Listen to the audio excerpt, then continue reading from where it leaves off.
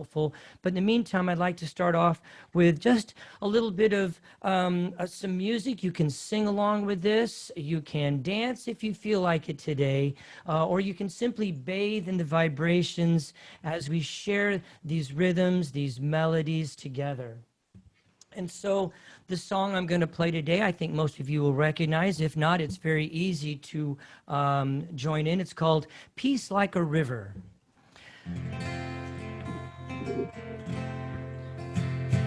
I've got peace like a river. I've got peace like a river. I got peace like a river in my soul. I got peace like a river. I've got peace like a river. I've got peace like a river in my soul. I'm gonna take that peace home with me everywhere I go. I'm gonna take that peace home with me no matter where I roam. I'm gonna take that peace home with me, gonna spread it around, just wait and see. Gonna take that peace all the way home. Love like an ocean, I got love like an ocean. I've got love like an ocean. I got love like an ocean in my soul. And I've got love like an ocean. I've got love like an ocean. I got love like an ocean in my soul. I'm gonna take that love home with me everywhere I go. I'm gonna take that love home with me no matter where I roam. I'm gonna take that love home with me, gonna spread it around, just wait and see. Take that love all the way home. All right, so this next one is joy like a fountain, if you remember. I got joy like a fountain. I've got joy like a fountain. I got joy like a fountain in my soul. Well, I got joy like a fountain. I've got joy like a fountain. I got joy like a fountain in my soul. I'm gonna take that joy home with me everywhere I go. I'm gonna take that joy home with me no matter where I roam. I'm gonna take that joy home with me, gonna spread it around, just wait and see. Take that joy all the way home. I'm gonna take that peace all the way home. I'm gonna take that love all the way home.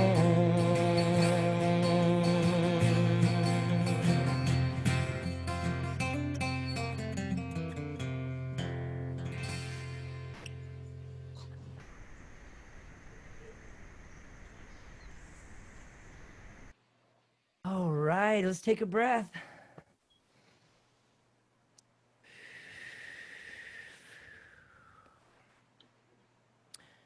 So again, good morning and welcome everyone. It's so nice to see you guys.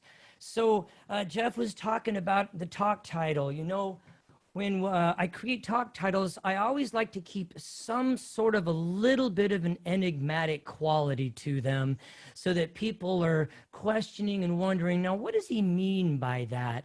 And so the talk title today is called The Space Between the Notes. And so that's what I want to talk about today is space, not the final frontier. You know, it's not so much like Star Trek, although there is an element of that in there. This is more like the space between the notes, the space between the heartbeats, the space between the thoughts, the space between the words. And so in meditation, we can be alert and attentive. It's kind of like listening. Thich Nhat Hanh always tells the story of a priest that would always come to his meditation services and say, you know, prayer is like talking to God. Meditation is like listening to God. And so, what we are doing when we meditate is we are bringing awareness into the way it is. In other words, we are present in this moment, noticing space and form. So let me contrast that to the way we normally operate, which is lost in thought. We're either dealing with something that we think is going to happen, or we're worrying about something that did happen 5 minutes ago, 5 days, 5 weeks. We're always lost in thought. This is the human condition, the human experience. When you hear people talking about waking up, well, what is that? What do you mean waking up? Well, in the Buddhist terms, and in a lot of new thought terminology as well, waking up is waking up from the dream of thought, being constantly embroiled in past, future, good, bad, right, wrong. And so most people probably would not notice space. They notice the things in it. For example, people, walls, the floor, furniture. We're always noticing the things, which also includes, by the way, the thoughts. We never notice the space in a room. We never notice the space between the thoughts. We don't notice the space between the words or the lyrics of a song. We just notice the lyrics. So what I'm talking about today is really a radical shift. It's a 180-degree practice of taking time to cultivate space as much as we cultivate form, material things, furniture, walls, rooms, thoughts, feelings, emotions. We never take time to cultivate what's in between those things, or the moment before, or the moment after. So this does not mean by any terms getting rid of things, thoughts or feelings, or your furniture. I don't want you to throw anything out the window after today's talk. This is not about denying these things their right to be there. It is merely an invitation to not concentrate every waking moment of the day on form, on material things, on things, period, going from one to the other. Let me elaborate further. The space in a room, even if you look around your room right now, the space in the room is peaceful. The objects in the room can excite, they can repel, they can attract, but the space itself has no such quality. However, even though the space does not attract our attention, we can be fully aware of it. It takes practice. When we reflect on the space in a room, we feel a sense of calm because all space is the same. The space around you, the space around me is no different. The space is not mine. I cannot say this space belongs to me or that space belongs to you. It's even interesting. Sometimes I have discussion with people who are like, you know, this is my space. I'm completely still and present in this space. I'm like, hold on a second. The earth is rotating at some 27,000 miles an hour, plus the whole ball itself is going through space a couple million miles an hour. What do you mean you're sitting still? Are you kidding me? And space is always present. Space makes it possible for us to be together. Oh, someone turned on their computer. There you go.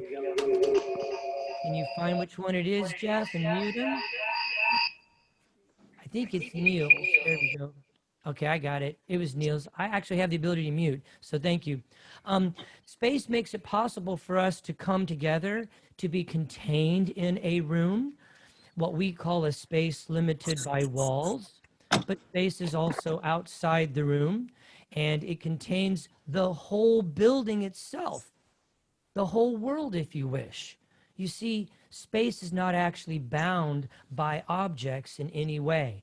Space is not bound by anything. If we wish, you can view space as limited by a room, but really, space is unlimited. In a way, you guys, it's just like the present moment. Everybody is always thinking, oh, the present moment is this little increment of time. But the present moment doesn't have a beginning. The present moment doesn't have an ending. And it's not limited by skin or walls. When we are present, we share the present moment with the entire universe, because the entire universe is in this present moment. But the second our mind jumps to next week, the second our mind jumps to last month, we share that alone. No one shares that with you. That's how we can experience union without having to be in a room with bodies. When we notice the space around people and the space around things, this provides a completely new way of looking at the world. Developing this spacious view is a way of radically opening yourself up. You see, when one has a spacious mind, there is room for everything. But when one has a narrow mind, there is room for only a few things. There is room for only black, white, Democrat, Republican, liberal, conservative, good, bad, right or wrong. You see, those are just a limited few things. You might have room for maybe 100 things, but when the mind is spacious and open, there is room for everything. Life with a narrow view is suppressed and constricted. It becomes a struggle. There is tension involved, and it takes an enormous amount of energy to keep everything in order at all times. If you have a narrow view of life, the disorder of life has to be ordered by you. So you're always busy manipulating, rejecting, holding. This is what is known in the Buddhist practice as the dukkha of ignorance, which comes simply from not understanding that there is a reality, okay? In other words, there is a true reality. But normally, usually, and I'm included, we don't see the world as it is. We see the world as we are. So this is an invitation to take off these glasses of labeling everything, putting everything in a box, good, bad, right, wrong, them, us, and realizing that there is a reality, there is a truth out there. The silence of the mind is like the space between the notes of a beautiful song. The spacious mind has room for everything. And again, it's like the space in the room. You see, the space in the room, if you look around you, the space in the room is never, ever harmed by what goes in and out of it. In fact, we say the space in this room, but actually the room itself is in the space. It's this complete juxtaposition of looking at all things in the world. It's vast. It's enormous. The space surrounds the building you're in right now, although I see some of you are on the back deck. And so there is a spaciousness, which is why so often we turn to nature for comfort. We turn to nature for refuge. Why? Because it's spacious. It holds everything. There is room for all beings in all places.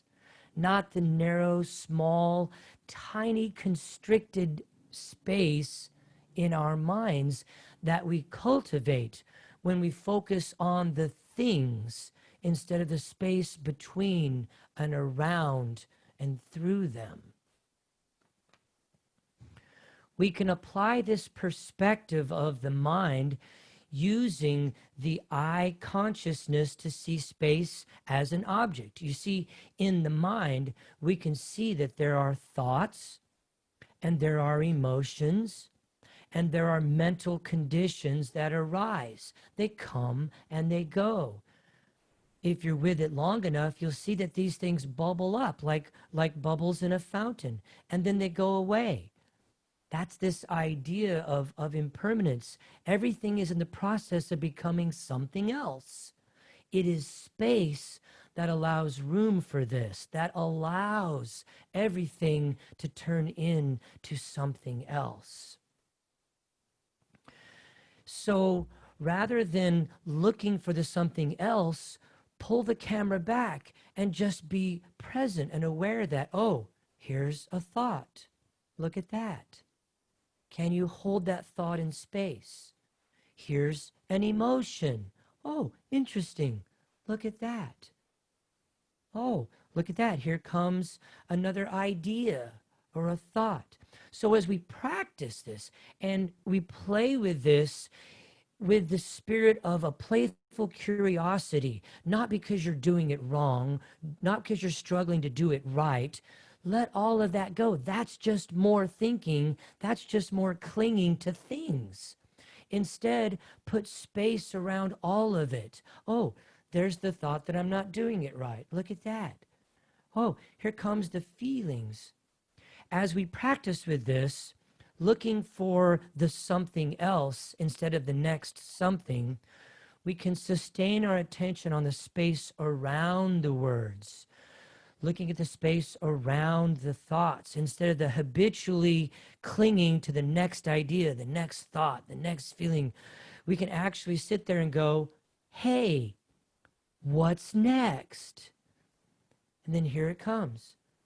Okay, what's next? Here it comes. To examine the thinking process deliberately, you can go ahead and think something such as, I am a human being. Okay, just look at that for a moment. Play with it.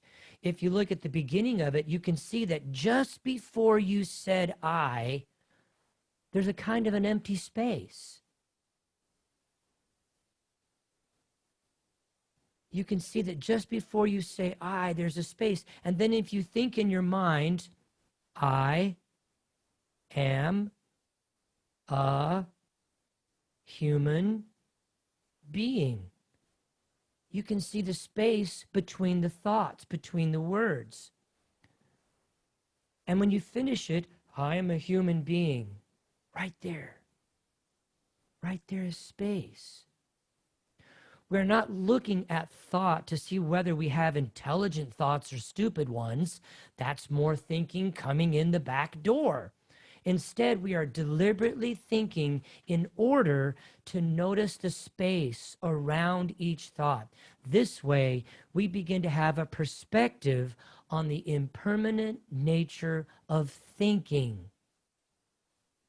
This is just one way to investigate, to play with this human experience, these wonderful human forms that we've been given to play with for 50, 60, 70, 80 years.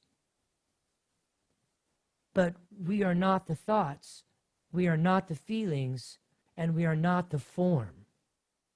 We are what is aware of those things arising in the space moment by moment. Almost all of our suffering comes from habitual patterns of thinking. If we try to stop it out of aversion, we can't. We just go on and on. So the important thing is to not get rid of thought, but to understand it. Invite it in to sit down and have tea with it. And we do this by concentrating on the space in the mind rather than on the thoughts that arise in it. Our minds tend to get caught up with thoughts of attraction, aversion, objects, things, feelings. But the space around those thoughts is not attractive, nor is it repulsive. The space around an attractive thought and a repulsive thought is not different.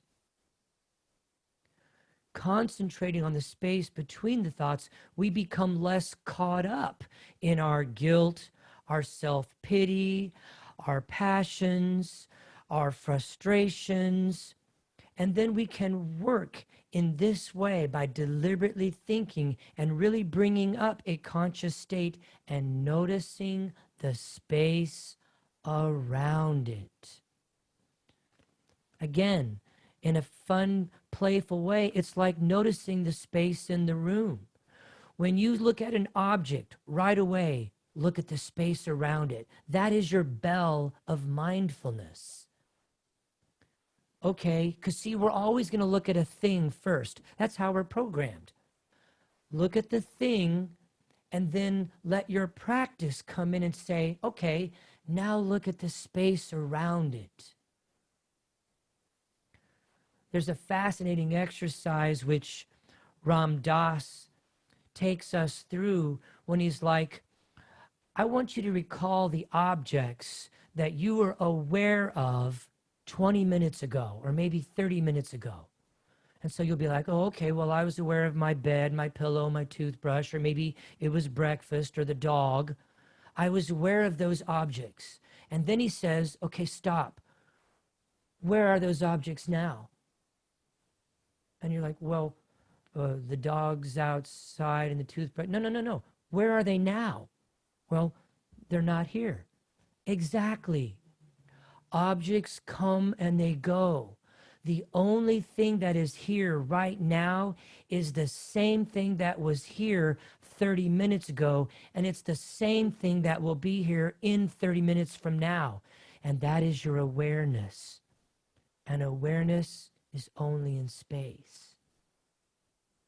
You're just aware moment by moment, and that's who we are. We are not the objects of body, of thoughts, of feelings, of toothbrushes, of dogs. We are none of those things. Those are just the things that come and go in our experience moment by moment.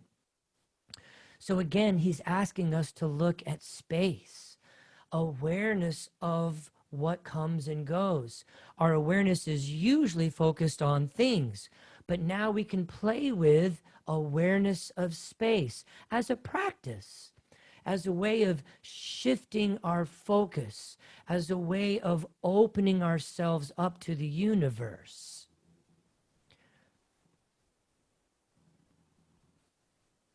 Being simply open to space and awareness. It is here all the time. And it is not anything you are going to find in a cupboard or in the next room or under the floor. It is here right now. So open to its presence, and you will begin to notice all around, in, and through you space, awareness, God. And in this way, we begin to actually hear the music. So let's take a breath together. Just taking a moment, breathing, not analyzing, not dissecting, just being present. And as you do so, I'm going to play a little bit of music, and it's a song that begins with a phrase and reduces down to just space. So stay with me and stay present for a few moments.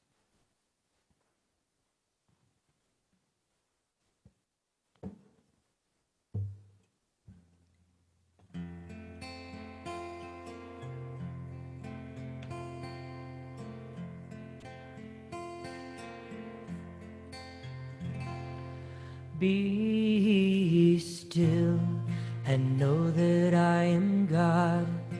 Be still and know that I am. Be still and simply know. Be still.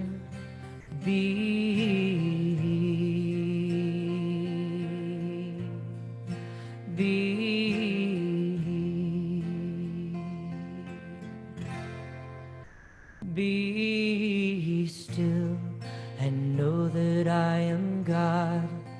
Be still and know that I am.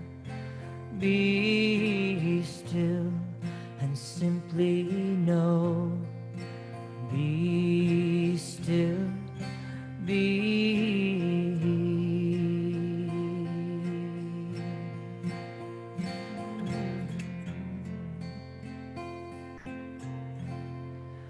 Be still and know that I am God. Be still and know that I am. Be still and simply know. Be still. Be. Be.